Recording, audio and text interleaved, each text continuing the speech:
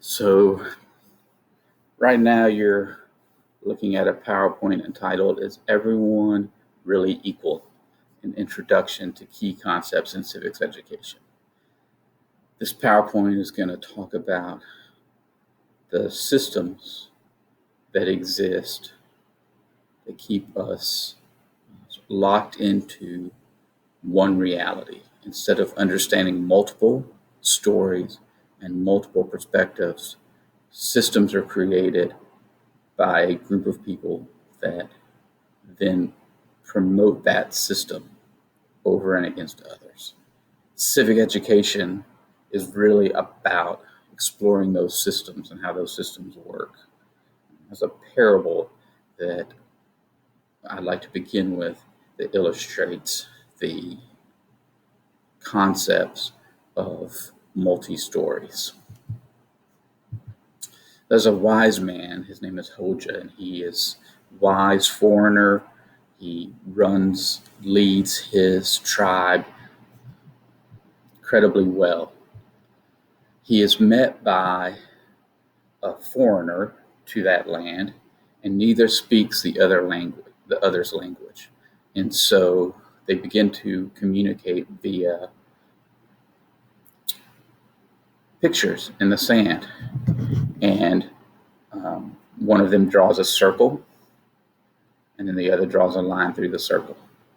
The other draws a perpendicular line to that first line. Then they begin to use hand signals like this. And throughout that whole conversation, the foreigner is believing that he's talking about the earth. He drew a circle, and the line went through the circle. For the foreigner, that line was the equator. When the Hoja drew a line between there and divvied up the circle into 4 parts, the foreigner thought Hoja was referring to the fact that 3/4 of the earth is made up of water. When they started to do the hand signals was for the foreigner rain, vapor coming out of the water and raining back on the earth. But for Hoja, all of these elements, all of these drawings on the sand, all of these hand signals for Hoja were about desserts, were about cooking and sweets, and he thought it was a recipe. So that communication existed, that miscommunication existed. Now imagine that foreigner in that scenario wasn't a friendly man who just wanted to talk about the shape of the earth and rain and vapor. Let's imagine that foreigner had guns, had designs on power and resources that existed in Hoja's land. Imagine that foreigner wanted to control, for whatever purposes, Hoja's land. That miscommunication, that inability to understand each other, the different stories, the different perspectives, the same symbols, the same hand gestures represented 2 very different realities to those 2 men. And because the foreigner had more guns, a bigger military, Hoja's people have to submit. They have to assimilate. Hoja's people in several generations are going to be taught that those symbols that were drawn by the foreigner and Hoja had nothing to do with desserts. They're going to be taught that those symbols had everything to do with earth, water vapor, rain. That's what they're going to be taught. And Hoja's own message and their own understanding of those symbols are eventually, over generations, going to cease to be understood as what Hoja and his previous ancestors understood them to be. So in this parable, you can begin to see the structures that determine how we view not just each other, but how we view resources, how we view institutions, and the foreigner in this case, the person with the power, was able to create the structures and the institutions at the detriment of Hoja and his people. So that's kind of a nice background to what I want us to talk about with critical theory and thinking critically and thinking in a social scientific way. We all know the golden rule. We've all heard it before. Do unto others as you have them do unto you. We know that. But what's interesting about that parable, or about that golden rule, is that where do you put the emphasis? Where do you place the emphasis in that sentence? Do unto others as I have them do unto me? Or is it do unto others as I have them do unto me? Is it the focus on others, or is it on me? How I want to be treated or how others should be treated? And the problem with the golden rule is that it can lend itself to people looking at it, saying the same thing, but looking at it through different lenses. So we have to understand that society is stratified, that society has different levels. And those levels exist in the level of race, class, gender, sexuality, ability, are all areas where society is stratified, meaning leveled, meaning that there are levels. And somebody might fit in one level here, but another level here. And we have to understand that and begin to realize stratification isn't good, it isn't bad. It's a fact of who we are as a society. There are foreigners who draw circles in the grass and think you're talking about a planet, and there are people like Hoja who draw a circle in the sand and think you're talking about baked goods. So there are some principles to this critical justice theory that I want you to be familiar with. We are individuals, certainly, and yes, definitely. But we are also members of social groups. We also belong to a larger group. In my case, I'm an individual, but I am also a member of a cisgender, straight white, economically advanced white male with college degrees.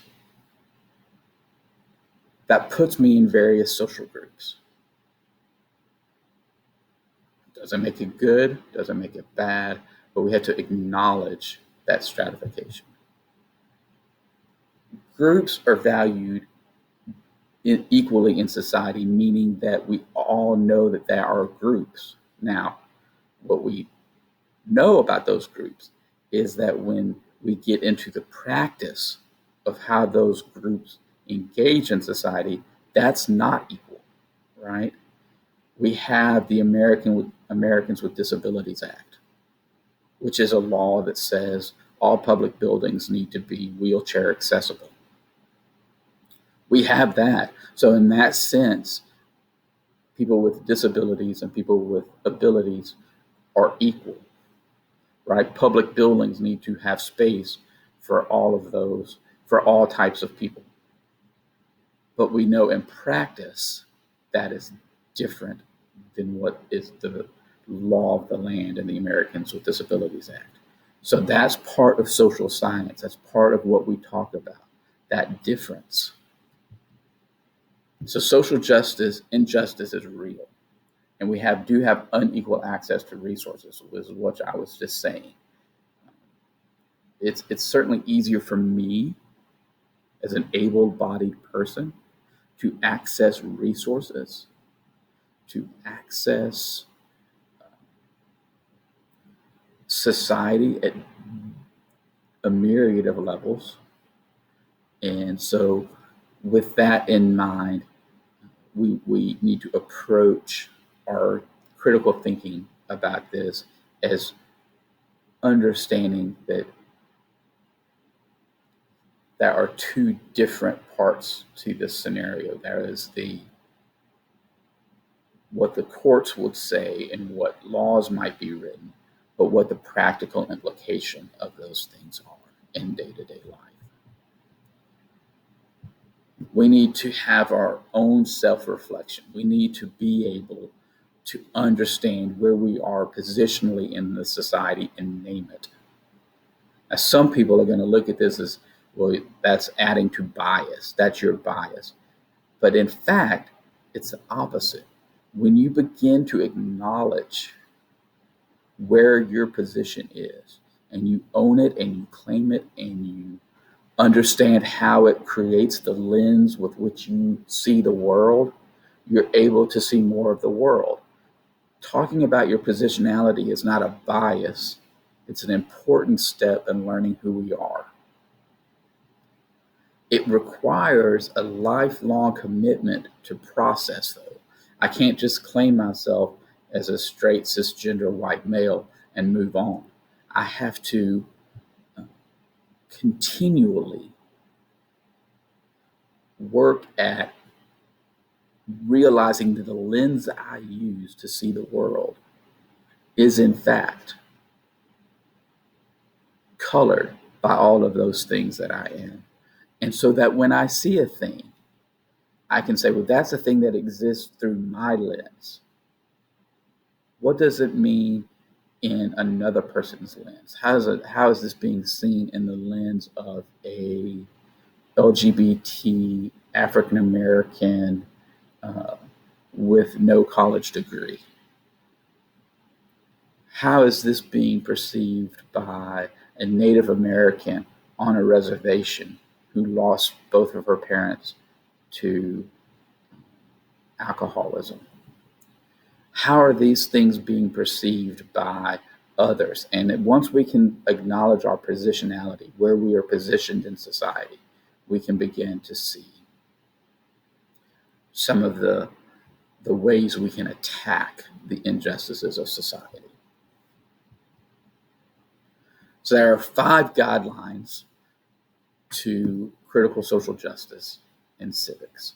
And one thing that we're going to call on, or that I'm going to ask constantly for us to, including myself, to strive for intellectual humility.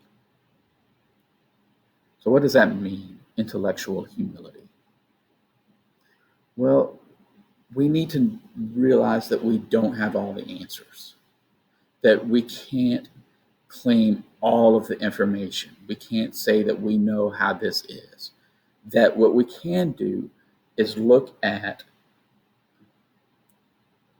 the peer-reviewed, solid evidence that backs up the social science of our time. We can't be willfully ignorant to things because they make us uncomfortable. There is, in the field of social science, a lot of work that has been done and accumulated, and it is well organized, and it is thoroughly researched, and it is peer reviewed, meaning people with PhDs are reviewing other PhDs' work, looking for holes, looking for how they did their work, and to ensure quality control. We have to do the same thing, but that requires humility. We have to be able to say, maybe I don't have all the answers.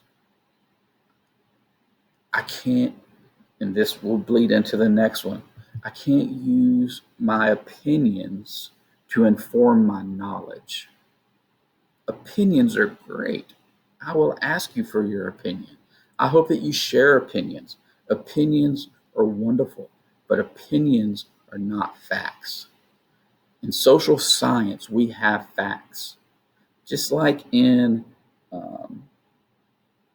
natural science, There are facts. That's the scientific method that people use to discover various things in the natural sciences. Use the example of Pluto. When I was growing up, Pluto was a planet. The more astronomy developed as a science and a field, they discovered that really Pluto does not have the uh, qualifications to be considered a planet.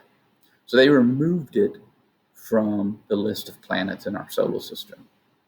So if that was a student that said, I grew up knowing that Pluto was a planet, thinking that Pluto was a planet, Pluto is a planet, I don't care what you say, professor, that's that student's opinion. And that student, though that student is trying to claim their opinion as knowledge, it is in fact not knowledge.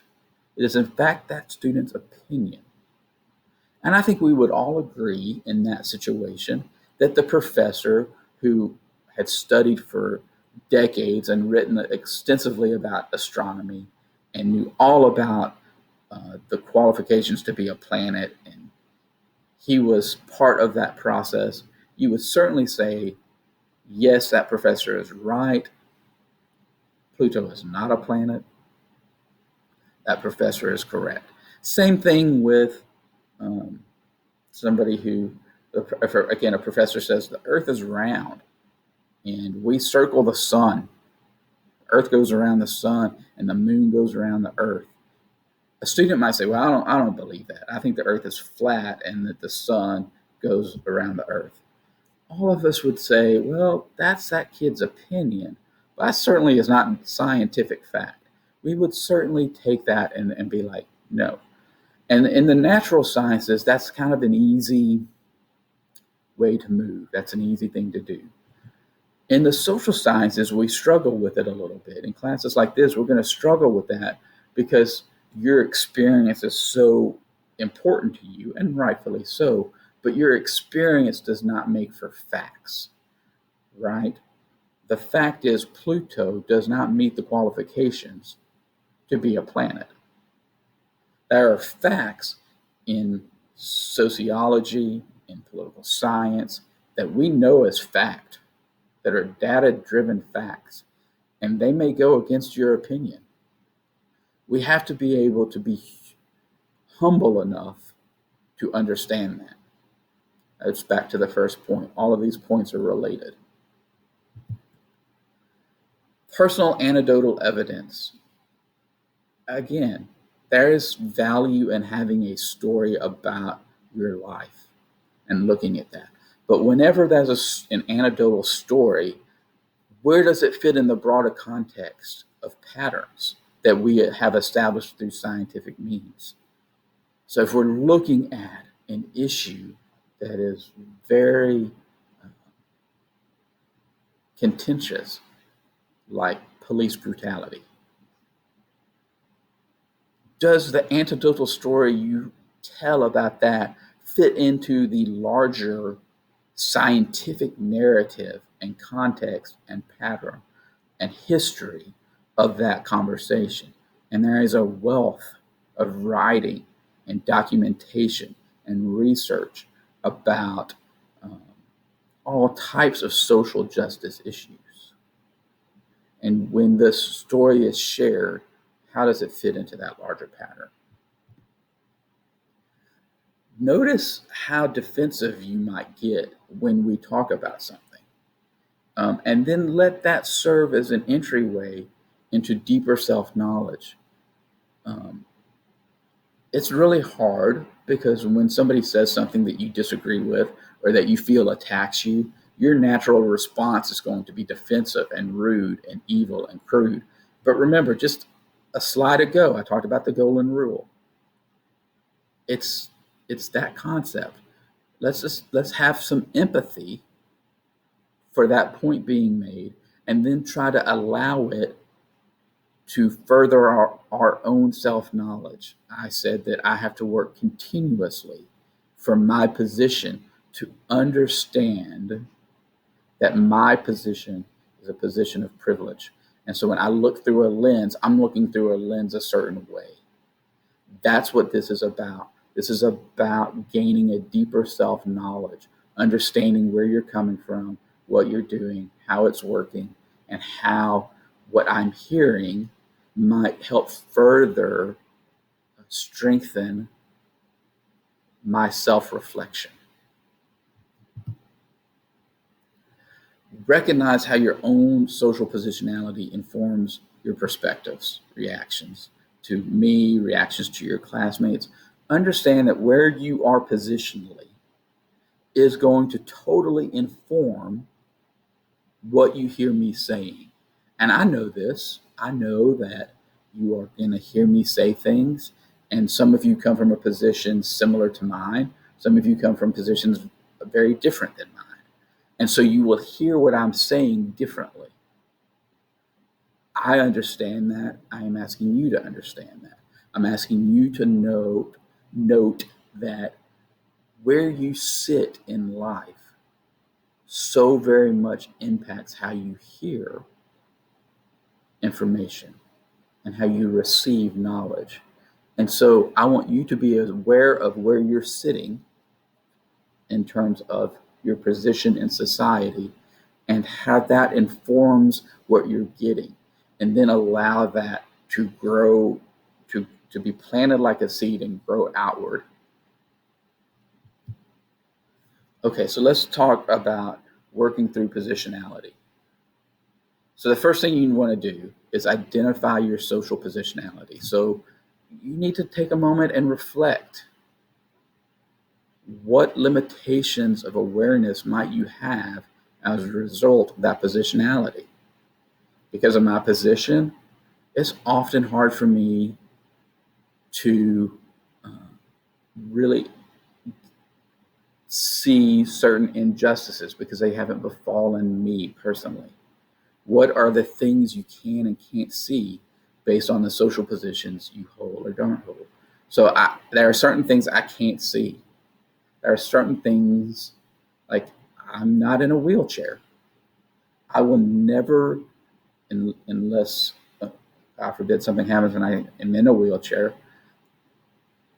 But until that day comes, if I'm not ever in a wheelchair, I'm not ever dependent on trying to get into a building, I won't ever really pay much attention to, is this door wide enough for a wheelchair to get in?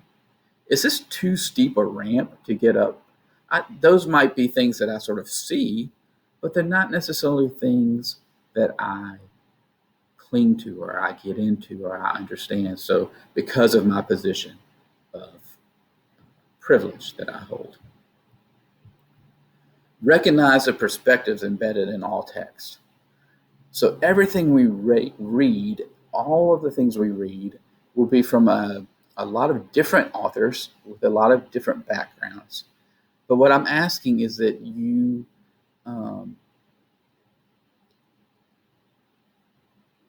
look at their ideas and try to see their ideas and see the value in the science behind their ideas. We're going to read some political science books in here, and the people who wrote those books did a lot of research to talk about institutions in the United States. When they're talking about these institutions in the United States, they've done research, right? So I want you to see these institutions and this research.